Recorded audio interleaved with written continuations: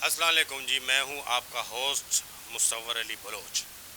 नाजरीन, आप जानते हैं कि हम अपने प्रोग्राम कराची में हमेशा आपसे उन लोगों की मुलाकात करवाते हैं कि जिन्होंने कराची की खिदमत भी की किसी भी हवाले से। मैं समझता हूं कि सबसे बड़ी जो खिदमत है कराची की वो ये है कि नौजवानों को कराची की तारीख के बारे में आगाही देना है। हमने पिछले दिनों एक दानिश्वर का इंटरव्यू किया तो उन्होंने हमें बताया कि जो माजी है वो बहुत अहम है। दुनिया में हमेशा दो चीज़ें बाकी रहती हैं, वो एक माजी और दूसरा खुदा। तो आज के हमारे जो मेहमान हैं उन्होंने अपना मैट्रिक जो है वो सिटी स्कूल्स जो है वो सराय रोड से किया और फिर जो है वो बिज़नेस में अपने वालिद का हाथ बटाने लग गए। इसी दौरान उन्होंने प्राइवेट अपना इंटर भी कर लिया, प्राइवेट किया, बिज़नेस भी कर रहे हैं, वालिद का हाथ भी बटा रहे हैं, इल्म का शौक़ भी है, पढ़ भी रहे हैं और फिर उन्होंने अपना इंटर प्राइवेट किया और फिर अपना ग्रेजुएशन भी उन्होंने प्राइवेट किया, लेकिन मुताला जो है वो जारी रहा। ग्रेजुएशन उन्होंने अपना कराची यूनिवर्सिटी से जो है वो मुकम्मल किया, मुताले को बिल्कुल नहीं छोड़ा, पढ़ते रहे और मुख्तलिफ़ किताबें जो है वो उनकी नज़र से गुज़रती रही, मुख्तलिफ़ जो है वो सिनफ़ अदब को पढ़ते रहे। और फिर एक मौका ऐसा आया कि ये जुत गए। एक उम्र गुजारने के बाद इन्होंने तहैया कर लिया कि इन्होंने तारीख़ की जो है ना वो एक किताब लिखनी है और कराची का बेटा होने का हक़ अदा करना है। तो वो हक़ उन्होंने ये किताब जो अभी सारे लोग जो है इस किताब को रेफरेंस में देना जो है वो अपने लिए एजाज़ समझते हैं और इस किताब का जो है वो आजकल बड़ा तोती बोल रहा है। तो ये किताब कराची की कहानी तारीख़ की ज़बानी लिख कर इन्होंने नौजवानों पर जो है गोया वो एहसान कर दिया कि वो अपने शहर के बारे में जानें और फिर रास्ता खोल दिया नए लिखने वालों के लिए कि भाई इस तरफ आप आएँ। फिर बहुत सारे लिखने वालों ने जो है वो इनकी जो है ना वो काविश को देखा और इनके अंदाज़े तहरीर को मुख्तलिफ़ पाया दूसरे तारीखदानों से। हमारे साथ मौजूद हैं अब्दुल गफूर खत्री साहब। सर कैसे हैं आप? सर मुसव्वर साहब, सलामती न्यूज़ के तहत आपने मेरा इंटरव्यू लेने का जो फ़ैसला किया, मैं बड़ा शुक्रगुज़ार हूँ आपका। आपके जो CEO हैं शहजाद भट्ट साहब, उनका भी शुक्रगुज़ार हूँ और आपका भी शुक्रगुज़ार हूँ। तो आज फिर शुरू करते हैं कराची। वाह, कराची जी, आज शुरू करते हैं जी। अब्दुल गफूर खत्री साहब माया नाज तारीखदान हमारे साथ मौजूद हैं। सर कैसे ख्याल आया कि आपने कराची की तारीख लिखनी है?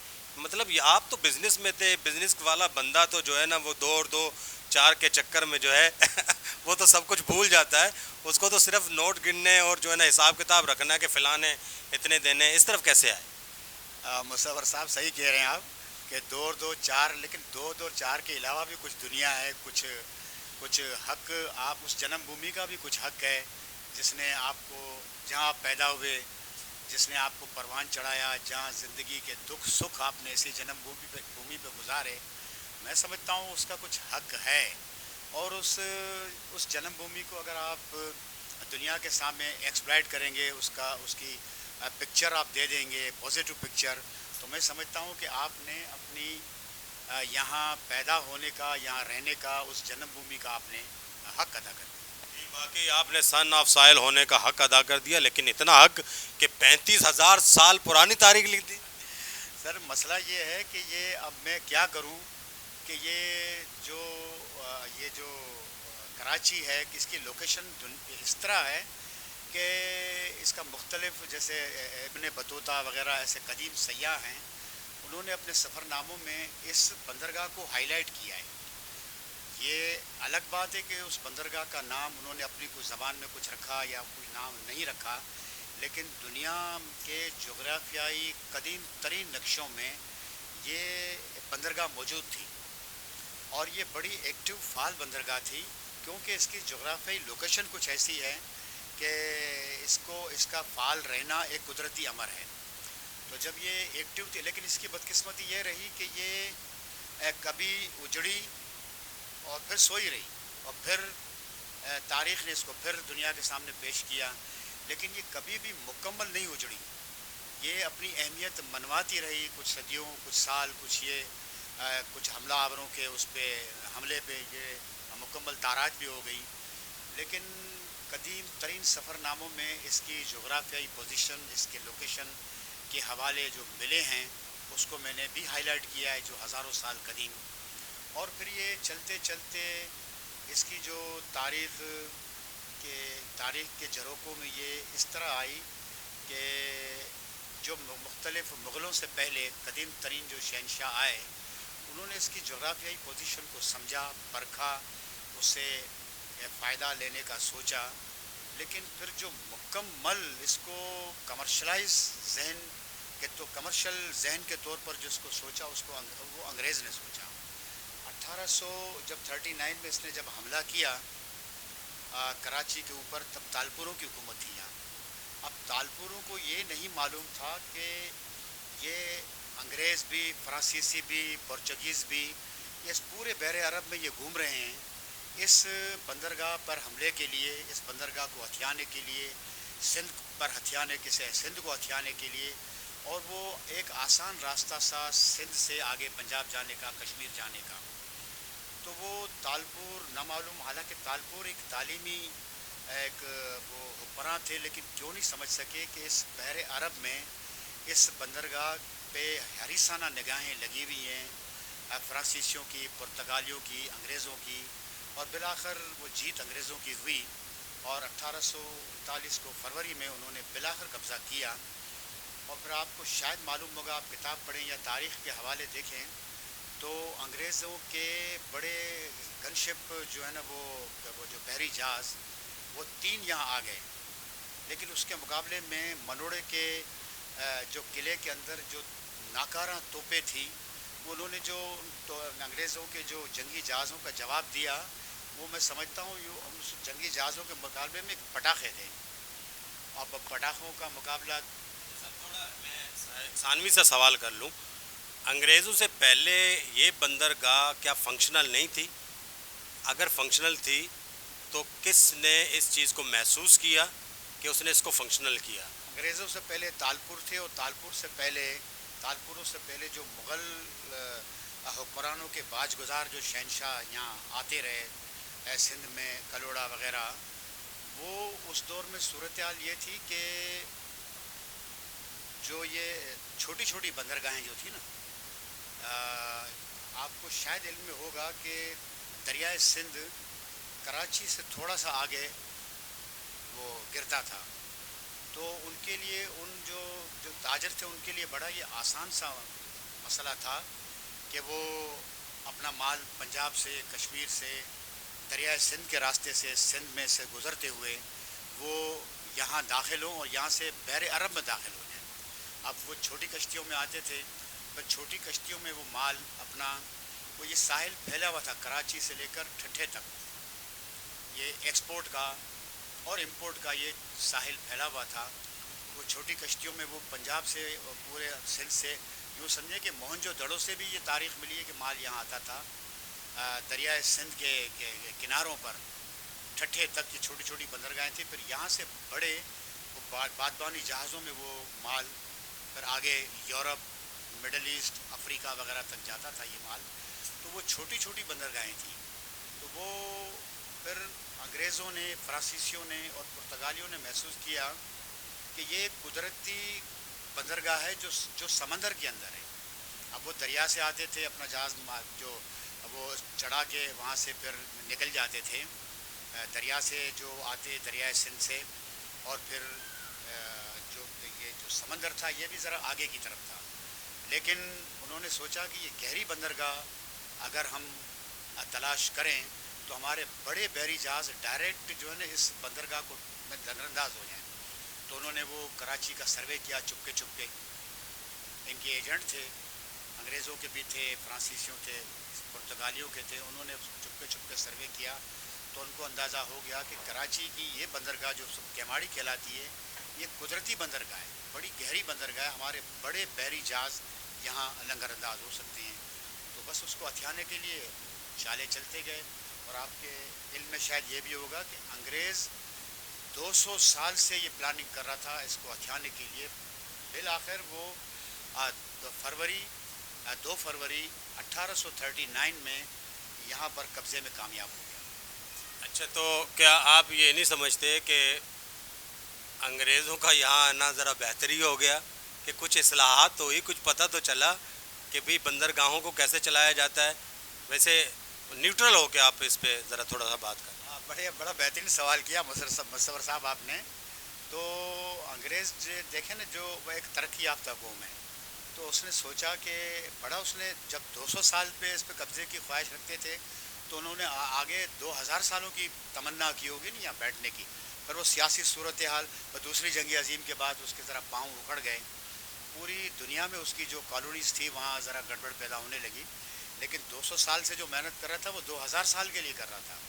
تو وہ لازمی ہے، اب وہ ترقی یافتہ تھے تو وہ ترقیاتی اصلاحات انہوں نے پورے سندھ میں پھیلانی شروع کر دی. خصوصاً یہاں کراچی پر ان پہ کافی اصلاحات کی. اس میں صحت کے معاملے میں آپ دیکھیں، تعلیم کے معاملے میں، پورٹ کے معاملے میں، جتنے وہ جو سول جو شعبے، انہوں نے بڑی اصلاحات کی. کیونکہ ان کے اپنے افراد کو بھی یہاں رہنا تھا. اب ظاہر ہے کہ وہ پرانے ماحول میں وہ یہاں نہیں رہ سکتے. وہ حکمران تھے، ان کے فوجیں تھیں، تو وہ کس طرح رہ سکتی. تو بہرحال انہوں نے لمبی پلاننگ کی تھی، تو اصلاحات تو لازمی تھی. اس دور میں جو تعلیمی ادارے تھے بہترین جو ابھی تک قائم ہیں، وہ کون کون سے تھے؟ سر دیکھیں مصور صاحب، جیسے NED انجینئرنگ کالج ہے، جو NED یونیورسٹی تک کے درجے پہ پہنچ گئی. ڈو میڈیکل کالج جو تھا وہ ڈو یونیورسٹی کے درجے تک پہنچ گئی. تو NED ایک ہندو مخیر حضرت تھے، وہ میں ان کا نام ابھی بھول گیا. ان کے توسط سے انگریزوں نے NED جو ہے نا وہ NED انجینئرنگ کالج کی بنیاد رکھی. سندھ مدرسۃ الاسلام، اب میری یادداشت بہت کمزور ہے، تو وہ جو تھے وہ مسلمان تھے جو سندھ مدرسۃ الاسلام کی بنیاد رکھی. نام میں بھول گیا ہوں. تو انگریزوں کی معاملت تھی، تو بڑے بڑے تعلیمی ادارے اس وقت قائم ہوئے، بنیاد رکھی. پرائمری سے لے کر گریجویشن تک انگریزوں نے بڑا بہترین تعلیم کا نظام، تعلیم کا جال پھیلا دیا. اچھا، تو صحت کے حوالے سے ہاسپٹلز اگر ہم کہیں تو وہ کون سے ہاسپٹلز ہیں جو اس دور میں بنے؟ دیکھیں اس وقت تو سول ہاسپٹل ایک نام، کراچی کی آبادی بھی لاکھوں کے نفوس پر مشتمل تھی، تو سول ہاسپٹل پبلک کے لیے انہوں نے کھولی. لیکن ان کا ایک بڑا کام تھا کہ سول ہاسپٹل پر بوجھ نہ پڑے، چھوٹے موٹے کیسز کے لیے لوگ یہاں سول کی طرف نہ آئیں. تو انہوں نے جیسے یہ صدر میں جو پریس مارکیٹ کی طرف ڈسپنسری قائم کی، ڈینسو ہال کی طرف ڈسپنسری قائم کی، لیاری کے اندر ڈسپنسریاں قائم کی. تو ان کا یہ طریقہ تھا کہ ان کے گھر کی طرف ان کو صحت کا، تعلیم کا سہولتیں ان کے طرف پہنچاؤ، تو وہ بڑے اداروں کی طرف ہجوم نہ ہو. اچھا سر، چونکہ وقت کم ہے، میں نے آپ کو پہلے بھی ذرا آف دا کیمرہ کہا تھا، عمارتیں آپ مطلب ایک تاریخ دان ہیں، اس سے بھی ہٹ کر آپ کراچی کے ایک باشندے ہیں، آپ کو کون سی انگریزوں کی بنائی ہوئی عمارتیں بڑا اٹریکٹ کرتی ہیں؟ اٹریکشن کا جو سوال آپ نے پوچھا، کسی ایک کا نہیں، انگریزوں کے دور میں بنائی ہوئی تمام عمارتیں اٹریکشن سے فل ہیں.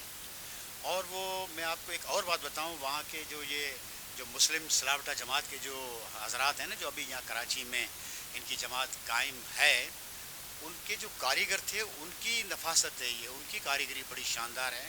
آپ فیرل ہال لے لیں، میری ویدر ٹاور لے لیں، آپ NED یونیورسٹی انجینئرنگ کالج لے لیں، آپ یہ کون سی لاہور سندھ ہائی کورٹ لے لیں، گورنر ہاؤس لے لیں. تو یہ اب ایک سے بڑھ کر ایک، آپ کسی کو نمبر اوپر کا نیچے کا دے ہی نہیں سکتے. اتنی خوبصورت عمارتیں ہیں کہ وہ کراچی کی علامت ہیں. اچھا، میں جو سمجھا ہوں آپ کی بات سے وہ یہ سمجھا ہوں کہ مطلب ڈیزائن انہی کا ہوتا تھا انگریزوں کا، لیکن کاریگر یہیں کے تھے.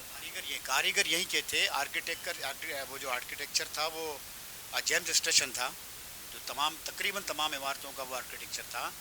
لیکن آپ مصور صاحب دیکھیں کہ آرکیٹیکچر کے ساتھ اگر کاریگر لاجواب ہو تو وہ آپ دیکھیں اتنی حسین جو ہیں، آپ دیکھیں اس میں گوتھک طرز بھی ہے، اور جیسے یہ کے ایم سی کی عمارت ہے، میونسپل کارپوریشن کی عمارت ہے، اس میں اسلامی طرز بھی ہے، گوتھک طرز تو نہیں ہے، اس میں ایک اسلامی طرز ہے، ایرانی طرز ہے. تو یہ ان کی مشاورت ہوتی تھی، جو یہ یہاں کے جو کاریگر تھے، تو ان کے ہاتھ کی بنائی ہوئی عمارتیں انگریزوں کی مشاورت تھی، انہوں نے دلچسپی لی، تو ایک سے بڑھ کر ایک عمارتیں.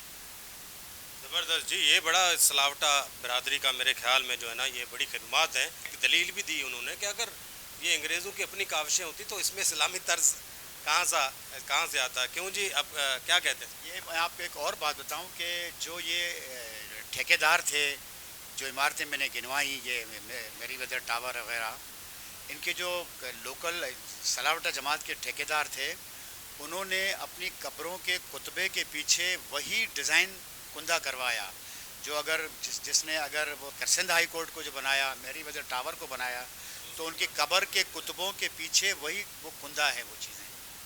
جی یہ بھی بڑی معلوماتی خبر ہے کہ آپ سلاوٹا برادری کے جو ہے قبرستان میں چلے جائیں، آپ کو جو ہے ان عمارتوں میں کام کرنے والے کاریگروں کی قبروں کے کتبے کے پیچھے وہی ڈیزائن نظر آئے گا. آپ سمجھ جائیں گے کہ یہ چیف ڈیزائنر ہے جی اس عمارت کا.